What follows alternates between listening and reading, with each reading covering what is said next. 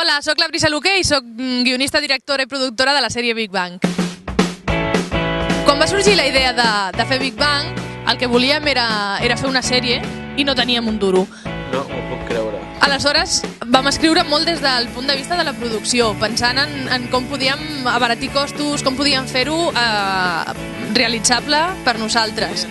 Vam pensar un únic espai exterior per no haver d'il·luminar, perquè ens permetria gravar seqüències amb més ritme. I vam decidir jugar també amb el fora de camp, amb coses que passessin davant d'ells, però que l'espectador no veiés, però que ells interaccionessin i reaccionessin a aquests inputs, o que passessin el dia d'abans i que el moment en què es troben al banc a explicar-se la seva vida es posessin al dia d'aquestes aventures. Els 4 protagonistes de Big Bang tenen característiques de la gent més propera a nosaltres, moltes vegades, dels nostres amics, dels nostres familiars, de nosaltres mateixos. En sèrio? Tots tenen algun tic o alguna característica que és molt reconeixible en tots, però sobretot en nosaltres mateixos.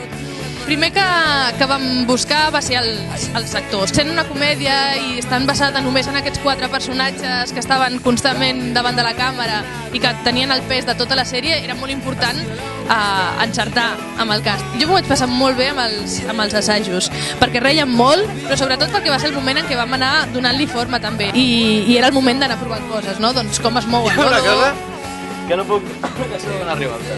Com reacciona la Clara segons quines coses. No la xutxe. O com es relacionen entre ells. I va ser una etapa molt xula i que a mi m'agrada molt, perquè també la direcció d'actors la vam poder disfrutar molt en aquests assajos. Al final érem un equip bastant gran i realment ens hi volem agrair perquè tothom va estar super involucrat amb el projecte i van estar donant el callo tot el temps. Hi ha un moment en què hi ha un ocell que li caga al cap a un personatge. I inicialment havia de ser una cosa com molt senzilla. Havíem de trobar com la viscositat exacta de la caca de colom. Vam posar-hi, recordo que nata líquida i espuma de cabell i salsa i una miqueta de fulles perquè tingués algun toc verd i anàvem fent proves, tirant-les per tot arreu. I allò va acabar fent un fàstic. Es va haver de rentar el cabell immediatament després perquè allò era fastigós. Vull recomanar que mireu Big Bang perquè és una sèrie en la que hi hem posat molt d'esforç i molta il·lusió, que ens ha costat molt tirar endavant, és veritat, però que estem molt contents amb el resultat que ha donat i que creiem que tothom s'ho pot passar molt divertit.